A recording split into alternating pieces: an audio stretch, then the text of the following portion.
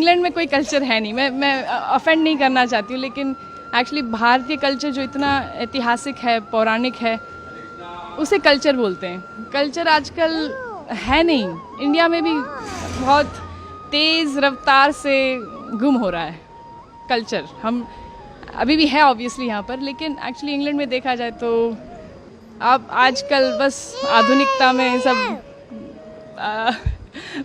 पड़े हैं, और उसमें देखा जाए तो माता पिता को रखना, फैमिली यूनिट होना, ये सब बाकी नहीं रहा। अब तो बहुत कम लोग इसमें मानते हैं, तो इसलिए हम वापस आते रहते हैं कि कल्चर थोड़ा महसूस हो।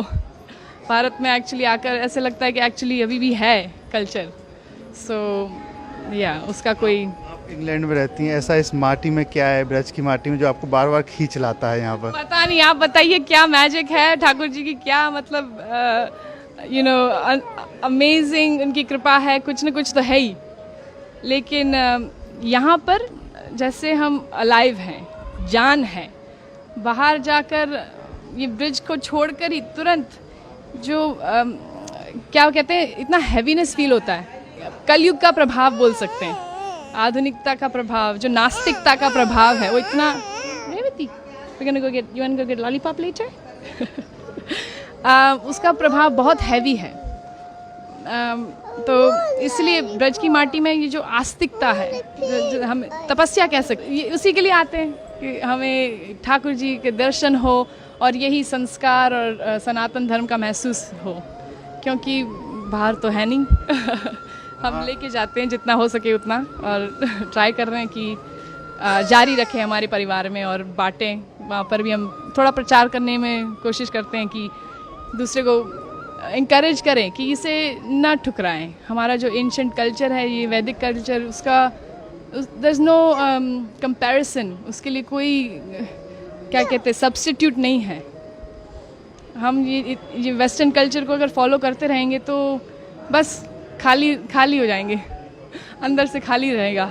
इंग्लैंड में ड्रेस अलग पहनते होंगे, लेकिन यहाँ आप पूरी तरीके से साड़ी पहनकर, तो कैसा लग रहा है यहाँ पर? बहुत अच्छा लगता है साड़ी पहनकर। ऐसे लगता है कि मतलब अभी कुछ त्योहार है, नहीं तो फिर बस काला ग्रे पहनते हैं वहाँ पर, क्योंकि ठंडी इतनी रहती है तो कोट पहनते पूरा दिन लगभग, तो यहाँ पर मन लगता है।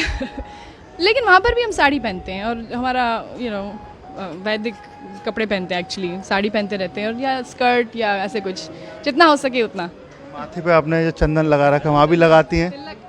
ज़्यादातर लगाते रहते हैं, क्योंकि देखा जाए तो देखो, मुसलमान कभी ऐसे सोचता नहीं है कि मैं क्यों बुर्खा पहनूं, मैं क्यों ये टोपी पहनूं। सिर्फ हिंदू लोग मतलब डरते हैं, या मेरे को कई हिंदू खुद बोलते कि आप क्यों लगाती हो, बड़ा शो क्यों करती हो, क्या ज़रूरत है आपको शो करना, अपना आस्था को दिखाने की क्या ज़रूरत है। लेकिन मैं कहती हूँ कि एक्चुअली गर्व से हम दिखाते हैं। अगर कोई पुलिस ऑफिसर हो या कोई आर्मी वाला हो, तो वो गर्व से अपने सारे मेडल्स दिखाता है, क्यों, कि मैं आर्मी वाला हूँ।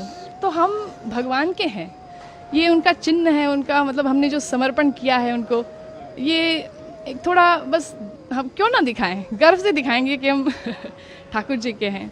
उससे मतलब प्रोटेक्शन मिलता है ऑनेस्टली। मतलब ऐसे सिर्फ दिखावे के लिए नहीं है कि लगाया हुआ है, कि भगवान हमारे साथ है, वो तो है ही हमेशा। लेकिन थोड़ा जैसे हम सिंदूर लगाते हैं अपने पति के लिए, तो भगवान के लिए क्यों ना लगाए, और वो उससे इंटीमेसी लगती है भगवान के साथ, तो उस प्रोटेक्शन भी बहुत महसूस होता है कि नेगेटिवता मतलब जो नेगेटिव है वो एनर्जी थोड़ा दूर रहे। तो क्या करती हैं आप इंग्लैंड में, क्या काम करते हैं? मैं एक्चुअली पार्ट टाइम, मेरे चार बच्चे हैं, आज 2 है, 2 घर पे अभी, और तो पार्ट टाइम मैं संस्कृत पढ़ाती हूँ उन्हीं के स्कूल में।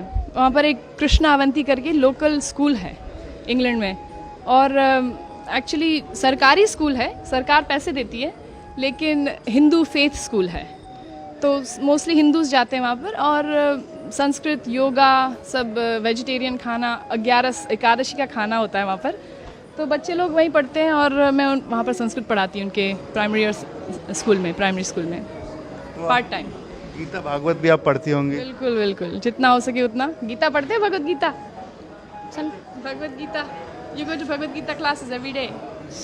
वहाँ पर जो इन लोग का ग्रुप किया हुआ है बच्चों का, और वो रोज़ भगवत गीता क्लासेस में जाता है। थोड़ा हिंदी कम समझता है तो मना कर रहा है।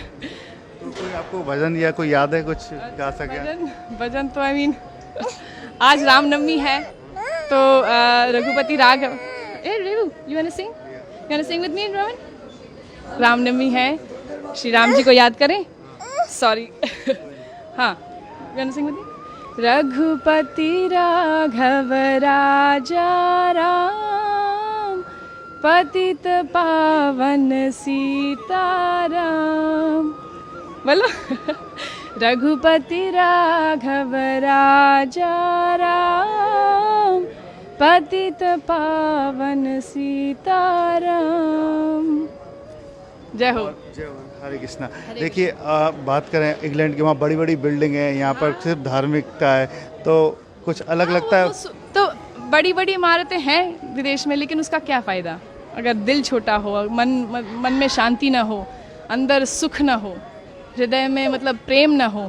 तो ये एक्चुअली ये सारी जो चीज़ें हैं, प्रेम और निर्मलता, और ये एक्चुअली सिर्फ भगवान में वो जो हम तपस्या करते हैं, दया दान, ये सब क्वालिटीज़ कल्टिवेट करते हैं, वो इसी तरह आ सकता है। ये कल्चर से, वैदिक कल्चर से ही आ सकता है एक्चुअली। देखा जाए किसी की सेवा करें, थोड़ा ह्यूमिलिटी प्रैक्टिस करें, नहीं तो फिर ये बड़ी बड़ी इमारतें फिर उससे क्या कुछ काम के नहीं है। वन सेंस काम के है, लेकिन फिर उसका इस्तेमाल दुरुपयोग होगा।